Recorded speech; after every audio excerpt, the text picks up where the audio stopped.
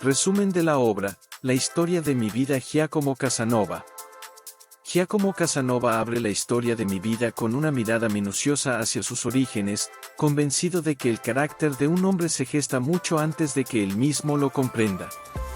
Nacido en Venecia en 1725, su llegada al mundo se produce en el seno de una familia ligada al teatro. Sus padres, actores de profesión, viven entre escenarios, viajes y una inestabilidad constante que marca desde el inicio la vida del niño. La figura materna, Zanetta Farussi, aparece como una mujer fuerte y ambiciosa, mientras que la presencia paterna resulta difusa, pues Casanova apenas lo conoce antes de su muerte temprana. Durante sus primeros años, Giacomo es un niño enfermizo, frágil, sometido a dolencias recurrentes que lo mantienen al borde de la muerte. Este estado físico precario contrasta con una inteligencia despierta y una curiosidad intensa. Los médicos fracasan en sus tratamientos, y es una curandera, mediante prácticas consideradas supersticiosas, quien logra una mejoría inesperada. Este episodio deja en Casanova una huella profunda. Desde muy joven aprende a desconfiar de los saberes absolutos y a observar el mundo con una mezcla de escepticismo y fascinación por lo oculto. Ante la imposibilidad de cuidarlo adecuadamente, su madre decide enviarlo a Padua, donde queda bajo la tutela del abate Gozzi. Este traslado marca el primer gran desarraigo de su vida. En Padua, Giacomo recibe una educación rigurosa, centrada en el latín, la filosofía y la retórica. Destaca rápidamente por su memoria prodigiosa y su facilidad para el estudio, aunque su temperamento inquieto y su vanidad incipiente lo colocan con frecuencia en situaciones incómodas. Desde estos años tempranos aparece un rasgo que lo acompañará siempre, la conciencia aguda de su propio valor. Durante su adolescencia, Casanova comienza a descubrir el poder de la palabra y la seducción intelectual. Aprende a observar a los demás, a detectar debilidades y deseos, y a adaptarse al interlocutor con notable destreza. Estas habilidades no nacen del cálculo frío, sino de una sensibilidad extrema que lo vuelve permeable a las emociones ajenas. Al mismo tiempo, experimenta sus primeras inclinaciones amorosas, todavía confusas, aunque intensas, que despiertan en él una relación temprana con el deseo y el placer. El joven Giacomo también se enfrenta pronto a las contradicciones de la moral religiosa. Aunque es destinado a la carrera eclesiástica, su espíritu indómito choca con la disciplina clerical. Observa la hipocresía de algunos miembros del clero, así como la distancia entre los discursos piadosos y las conductas reales. Estas experiencias no lo vuelven irreligioso, aunque sí crítico. Casanova desarrolla una visión personal de la fe, más ligada a la experiencia vital que a la obediencia ciega. Mostrando a un muchacho que ya no pertenece del todo a la infancia, pero tampoco encuentra un lugar estable en el mundo adulto. Dotado de talento, ambición y una imaginación desbordante, Casanova comienza a intuir que su vida no seguirá un camino ordinario. Venecia, Padua y los primeros salones que frecuenta se convierten en escenarios donde aprende a moverse, a caer y a levantarse. La historia apenas comienza, y el propio autor deja claro que su destino estará marcado por el riesgo, la curiosidad y una incesante búsqueda de libertad. La historia de mi vida, Giacomo Casanova avanza hacia la juventud con una mezcla de brillantez intelectual y temeridad creciente. Ya instalado en Padua, prosigue sus estudios con rapidez notable y obtiene el doctorado en Derecho a una edad inusualmente temprana. Este logro académico refuerza su confianza y alimenta una ambición que pronto desborda los límites de la prudencia. Casanova no desea una existencia discreta ni una carrera lenta, anhela el reconocimiento inmediato y la emoción constante. A pesar de haber sido orientado hacia la vida eclesiástica, su vocación se diluye con rapidez. El joven Giacomo se muestra incapaz de someter su carácter a la obediencia que exige el clero. Sus inclinaciones mundanas se intensifican, el gusto por el lujo, la música, el juego y la conversación brillante se imponen sobre la austeridad esperada. Este conflicto interior no se vive como una tragedia, sino como una elección progresiva hacia la libertad personal. Durante estos años, Casanova descubre el poder social del ingenio. Aprende que una frase bien colocada, una anécdota oportuna o una muestra de erudición pueden abrir puertas que la posición social mantiene cerradas. Se introduce en círculos donde conviven nobles, eclesiásticos y aventureros, observando con atención los mecanismos invisibles del prestigio y la influencia. Esta capacidad de adaptación se convierte en una de sus principales herramientas para ascender. El juego ocupa un lugar central en esta etapa.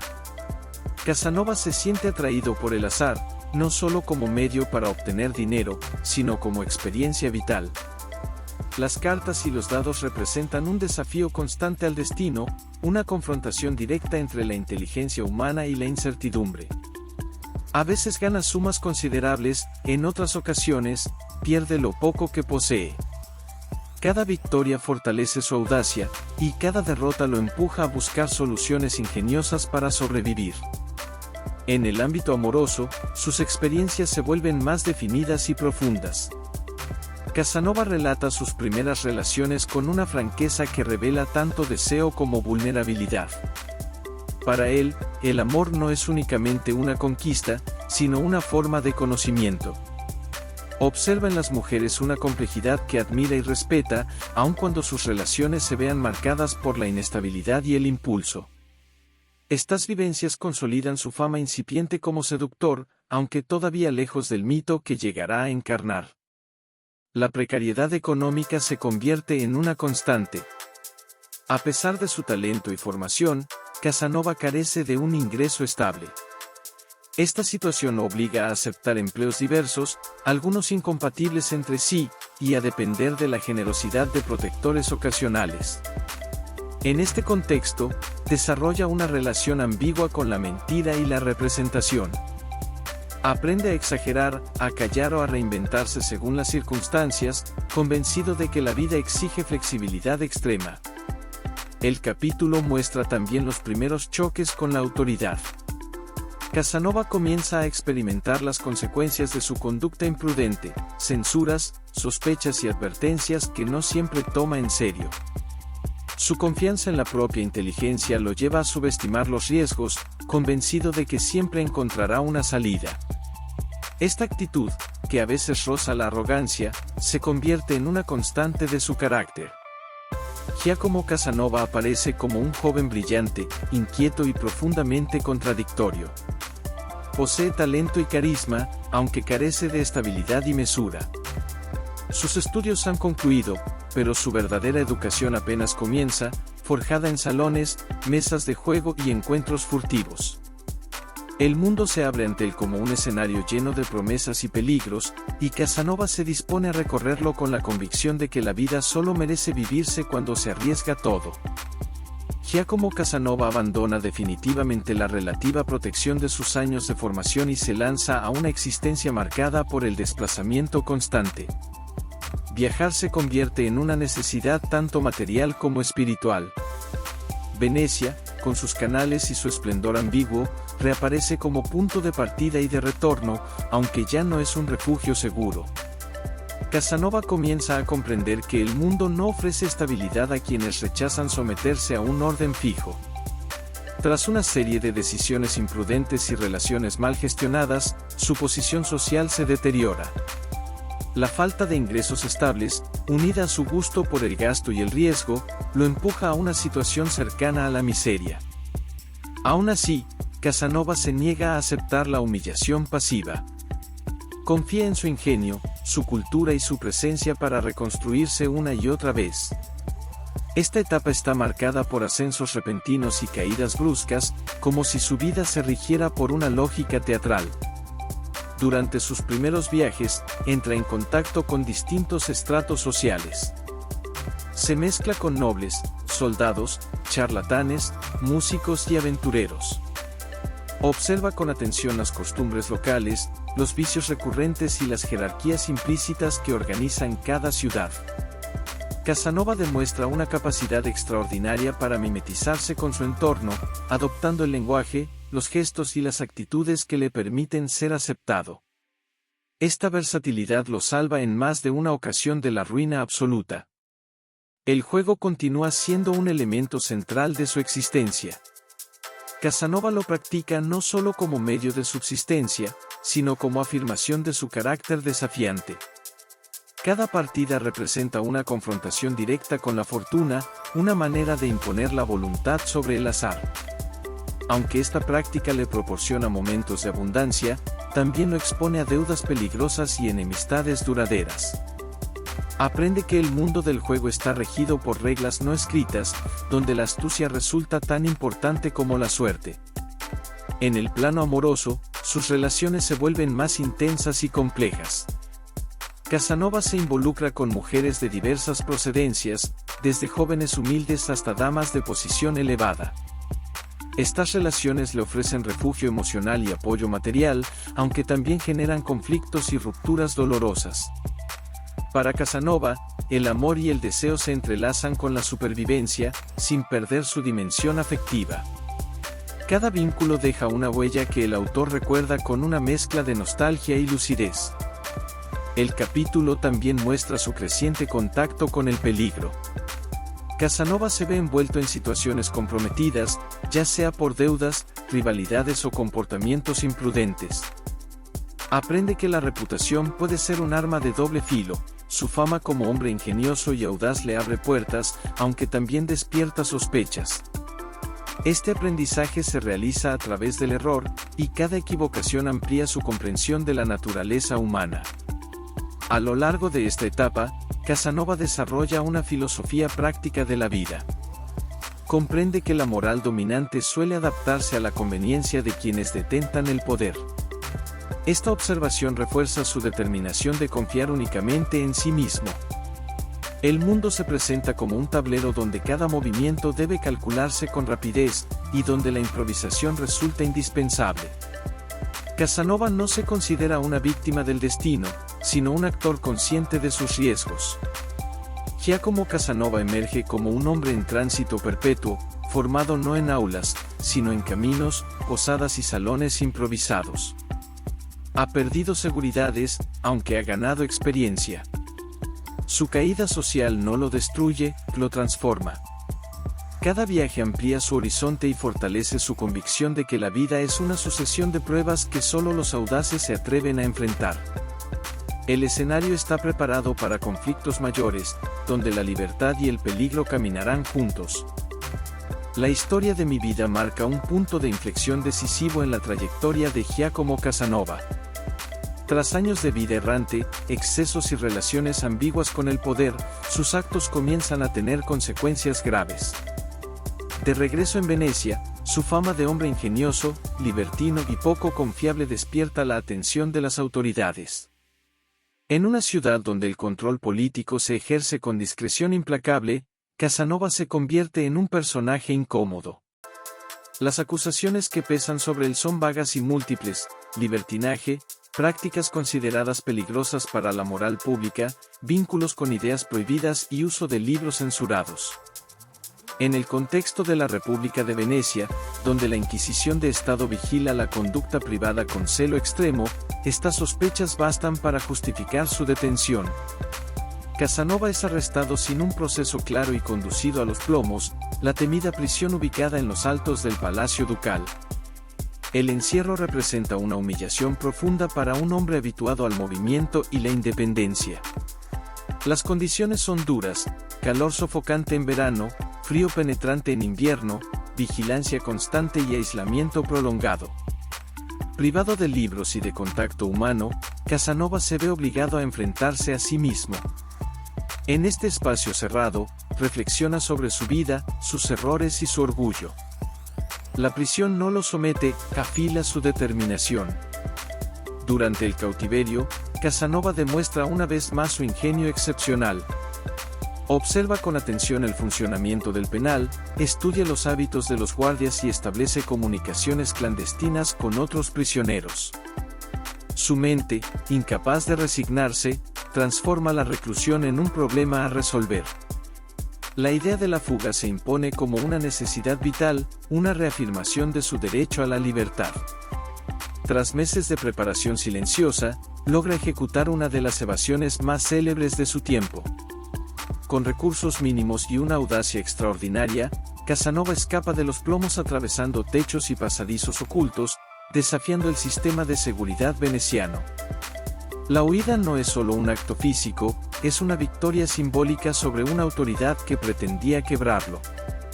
Al recuperar la libertad, Casanova reafirma su identidad como hombre indomable. La fuga lo obliga a abandonar Venecia, su ciudad natal, convertida ahora en territorio hostil. Este exilio forzado tiene un peso emocional considerable. Casanova ama profundamente a Venecia, su belleza y su complejidad, aunque entiende que ya no puede vivir bajo su vigilancia. El alejamiento intensifica su condición de viajero perpetuo, condenado a reconstruirse lejos de sus raíces. En el plano interior, esta experiencia transforma su visión del poder y la justicia. Casanova comprende que la autoridad no busca la verdad, sino el orden aparente. Esta revelación refuerza su desconfianza hacia las instituciones y su apuesta por la autonomía individual. Desde este momento, su relación con el riesgo se vuelve más consciente. Ya no actúa únicamente por impulso, aprende a medir mejor sus movimientos, sin renunciar a la audacia. Casanova, fortalecido por la adversidad, la prisión y la fuga, no lo reducen a una figura marginal, lo convierten en leyenda. Su nombre comienza a circular por Europa asociado a la astucia, la valentía y la irreverencia frente al poder establecido. Libre otra vez, aunque sin patria segura, Casanova se dispone a recorrer el continente con una convicción renovada: ningún encierro puede contener a quien ha decidido vivir según sus propias reglas. El tramo final de la historia de mi vida presenta a un Giacomo Casanova distinto al joven impetuoso de los primeros capítulos. Tras la fuga de Venecia y el largo exilio europeo, el tiempo comienza a ejercer su influencia inevitable. Casanova continúa viajando por Francia, Alemania, Suiza y otros territorios, frecuentando cortes, salones ilustrados y círculos intelectuales donde su fama lo precede. Aún así, la recepción que encuentra ya no es siempre entusiasta. El mundo cambia, y él debe adaptarse a una Europa que avanza hacia nuevas ideas y sensibilidades. En esta etapa, Casanova se presenta como un hombre de vasta experiencia, capaz de conversar sobre ciencia, filosofía, política y literatura. Se relaciona con figuras destacadas de la Ilustración y participa en debates que reflejan el espíritu del siglo. Su inteligencia y memoria continúan siendo notables, aunque percibe que la juventud, uno de sus principales capitales sociales, se desvanece. Esta toma de conciencia introduce una melancolía discreta en su relato. Las relaciones amorosas no desaparecen, aunque pierden la intensidad arrolladora de antaño. Casanova observa con lucidez que el deseo ya no le garantiza el mismo poder de seducción. Esta transformación no se vive con amargura abierta, sino con una aceptación reflexiva. El autor reconoce que el amor fue una fuerza central en su vida, motor de decisiones y fuente de conocimiento, más que simple placer. Cada mujer amada ocupa un lugar específico en su memoria, no como trofeo, sino como experiencia irrepetible. En el plano material, su situación se vuelve más estable en apariencia, aunque nunca plenamente segura. Ocupa cargos administrativos, realiza encargos diplomáticos menores y ejerce como consejero ocasional. Estos trabajos le ofrecen sustento y cierta respetabilidad, aunque distan de satisfacer su orgullo.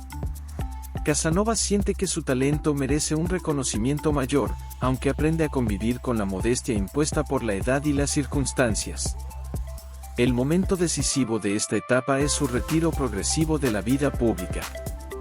Finalmente se instala como bibliotecario en el castillo de Dux, en Bohemia, al servicio del conde Waldstein. Este empleo, alejado de los grandes centros culturales, marca un cierre simbólico de su vida activa. El aislamiento geográfico contrasta con la intensidad de su mundo interior, que se vuelca ahora en la escritura. Es en este retiro donde Casanova emprende la redacción de la historia de mi vida. El acto de escribir se convierte en una forma de afirmación final. Al narrar su existencia, no busca justificar sus errores ni presentarse como modelo moral. Su objetivo es dejar testimonio de una vida vivida con plenitud, coherente con sus deseos y convicciones. la memoria actúa como tribunal, y Casanova se juzga con severidad y orgullo a partes iguales. El tono del relato adquiere una claridad particular. Casanova reconoce sus excesos, su vanidad y sus imprudencias, aunque también reivindica su independencia intelectual y su rechazo a la hipocresía. Para él, la mayor falta habría sido renunciar a la curiosidad y a la libertad. Esta reflexión final convierte sus memorias en algo más que un catálogo de aventuras, son una meditación sobre el precio de vivir sin concesiones. El libro concluye con la imagen de un hombre consciente de su ocaso, aunque satisfecho de no haber traicionado su naturaleza. Casanova entiende que su vida no puede medirse en términos convencionales de éxito o fracaso. Fue, ante todo, una experiencia intensa, atravesada por el deseo de conocer, amar y desafiar los límites impuestos. En esta aceptación serena de sí mismo reside la verdadera culminación de su historia. Suscríbete a mi canal para subir más contenido. Gracias.